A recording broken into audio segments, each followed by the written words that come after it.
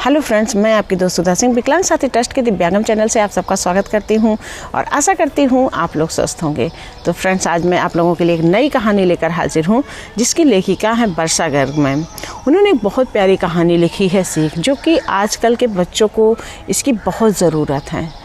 ये सीख हर बच्चे में होना चाहिए। तो मैं आप लोगों को कहानी सुनाती हूँ कि स्टेशन पहुँचकर फ़ोन करना किसी दूसरे नंबर से तो बिल्कुल नहीं। भूलकर भी अपना मोबाइल यूज़ मत करना। नौकरी मिलने तक मोबाइल की लोकेशन भी बंद रखना। नंबर ट्रेस हो गया तो मुश्किल होगी। विभोर के कानों में मोहित की ये बातें गूंज रही थीं।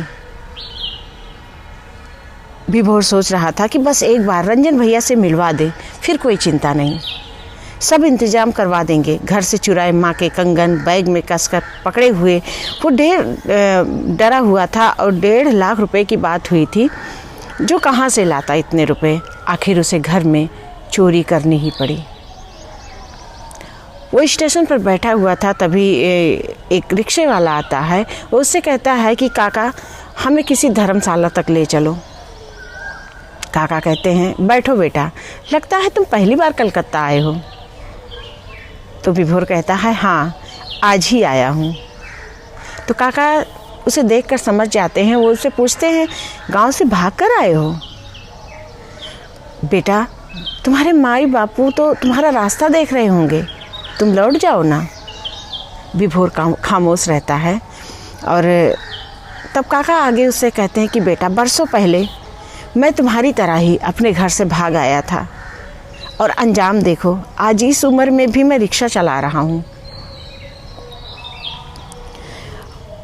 बेटा, माँ बाप घर जब मैं गांव में था तो माँ बाप के दुलार से मेरी दुनिया चकाचौंध थी, और जब मैं बाहर की दुनिया में निकला तो मैं इस चकाचौंध भरी दुनिया को देखकर मैं उस पर मोहित हो गया और मैं घर से अपने भाग आया था, और आज तक उस गलती का अंजाम भुगत रहा हूँ।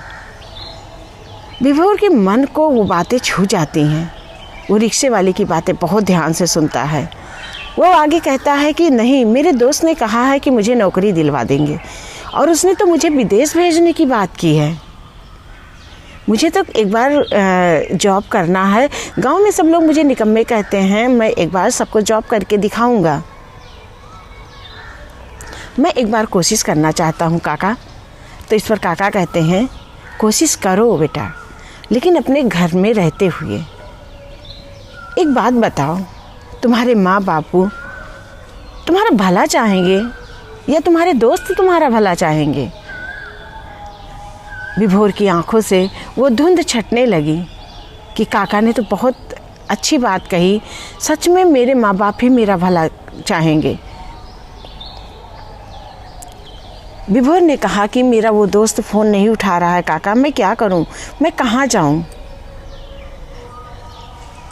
तो काका कहते हैं कि बेटा, तुम जो है परेशान हो, मैं तुम्हें कहीं धर्मशाला में ले चलता हूँ। और लेकिन विभोर, जब वो काका उससे बात करते हैं तो उनके चेहरे में उसे अपना चेहरा दिखता है, उसे अपना भविष्य दिखता है। उसे फील होता है कि उसने बहुत ही बड़ी गलती की है। अपने घर से भागकर अपनी माँ के जेवर चुराकर उसने लाइफ की सबसे बड़ी गलती की है। वो उसे देखकर थोड़ा सहम सा जाता है। वो कहता है कि काका, मुझे स्टेशन छोड़ दो, मैं घर जाना चाहता हूँ, मैं अपने मम्मी पापा के पास जाना चाहता हूँ। मैंने बहुत बड़ी गलती की है और मैं जानता हूँ कि मेरी इस गलती की कोई माफ़ी नहीं। तो काका कहते हैं, बेटा, माँ बाप बच्चे की हर बड़ी गलती माफ़ कर देते हैं, बस सच्चाई से तुम अपनी गलती अपने माँ बाप के सामने रख देना। तुमने नादानी में कदम उठाया है, ज़रूर तुम्हारे माँ बाप समझेंगे और तुम्हें माफ़ कर देंगे। विभोर अपना चेहरा हाथों से छुपाकर फपक कर रोने लगता है, और उसे एहसास होता है कि उसने बहुत बड़ी गलती की है। वो वापस स्टेशन की तरफ चल पड़ता है और घर के लिए निकलने के लिए वो स्टेशन की तरफ चल पड़ता। तो फ्रेंड्स, ये वर्षा गर्ग मैम की कहानी है, जो कि बहुत सुंदर कहानी है। आजकल बच्चों को इस चीज़ की बच्चों के अंदर ये होता है कि वो पढ़ाई लिखाई करे ना करे, लेकिन जब वो अपनी जवानी की उम्र में आते हैं तो और उन्हें पैसों की ज़रूरत होती है, तो वो चाहते हैं कि किसी तरह उन्हें नौकरी मिल जाए या कुछ पैसे ऐसे मिल जाएं जिसकी वजह से उनका खर्चा चल सके, क्योंकि इस उम्र में आने के बाद उनके खर्चे बहुत बढ़ जाते हैं और घर परिवार वालों का ताना भी मिलने लगता है कि कुछ कमाते धमाते नहीं हो, कैसे ज़िंदगी जियोगे। तो वहाँ पर उनके अंदर एक ये भावना होती है कि किसी तरह उन्हें नौकरी मिल जाए, चाहे घर में चोरी करनी पड़े, चाहे ज़मीन जायदाद बेचनी पड़े, चाहे कहीं से भी पैसों का इंतज़ाम करके घूस देकर या कुछ इस तरह उन्हें पैसे उन्हें जॉब मिल जाए। और इसी का फ़ायदा लोग उठाते हैं, इसी का फ़ायदा लोग झूठी दिलासा देंगे कि तुम्हें बेटा नौकरी हम दिलवा देंगे, बस इतने पैसे हमको लाके दे दो, हमारा बड़े बड़े नेताओं से परिचय है, हमारा बड़े बड़े लोगों से परिचय है, तो तुम हमको इतने पैसे लाके दे दो तो हम तुमको नौकरी दिला देंगे। और बच्चे इसी बहकावे में आकर गलत कदम उठा लेते हैं। तो मैं उन बच्चों से कहना चाहती हूँ कि बेटा, जब तुम्हारी पढ़ाई लिखाई की उम्र थी तब तुमने पढ़ाई लिखाई नहीं किया, और इस तरह पैसे देकर नौकरी नहीं मिलती है कहीं पर भी।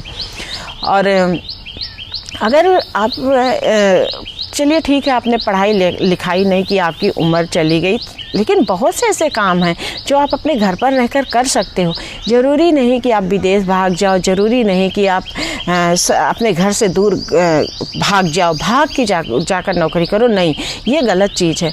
लोग ये यहाँ गलती कर देते हैं, ले जाकर अपना सर्टिफिकेट वगैरह दे देते हैं, जहाँ पर लोग उन्हें बंधुआ मजदूर बनाकर कहीं ना कहीं बेच देते हैं। और ठेकेदार भी यही करते हैं। हमारे यूपी के ही बहुत से ऐसे लोग हैं जिनकी मार्कशीट वगैरह कुछ ठेकेदारों ने रख ली है और उन्हें बंधुआ मजदूर बनाकर वहाँ पर काम ज़बरदस्ती कराया जा रहा है और साल 2-2 साल उन्हें घर आने नहीं दिया जा रहा है। तो बच्चों, मैं आप लोगों से बस यही कहना चाहती हूँ, घर पर रहकर आप 2 रोटी कमाइए, 2 रोटी भर का कमाइए, आप 2 ही रोटी खाइए, पेट थोड़ा भूखा रहे वो सही है, लेकिन इस तरह आप भाग कर जाकर या अपनी मार्कशीट वगैरह देकर आप किसी के भरोसे किसी को पैसे देकर इस तरह की नौकरी मत लीजिए, क्योंकि बाद में आपके परिवार को भी भुगतना होगा, आपसे दूर रहने की सज़ा मिलेगी और आपको भी अपने परिवार से नहीं मिलने दिया जाएगा। तो प्लीज़ ऐसा कोई भी काम मत कीजिए। आपके पास अगर डिग्री है तो आप अपनी उस डिग्री का प्रयोग कीजिए।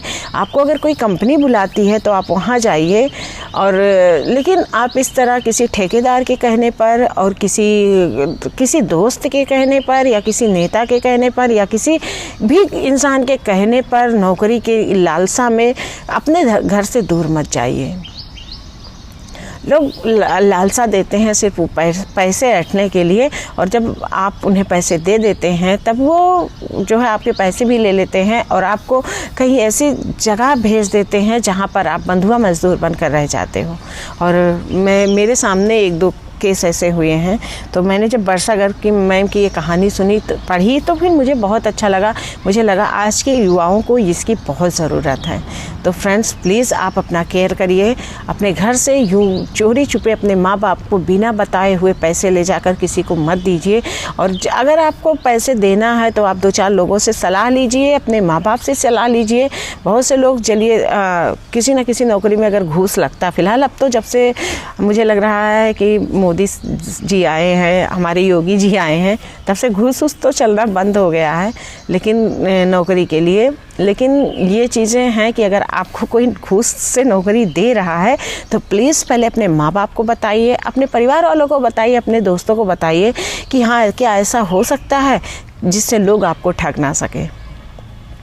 और इस तरह की ठगी आजकल बहुत हो रही, तो प्लीज़ आप लोग ध्यान दीजिए। आप लोग पढ़े लिखे बच्चे हो, इस तरह नौकरी लेने से सही है कि आप अपने मेहनत की कमाओ और किसी के यहाँ बंधुआ मजदूर बनकर मत रहो। तो फिर मैं आप लोगों से फिर मिलती हूँ और तब तक के लिए नमस्कार।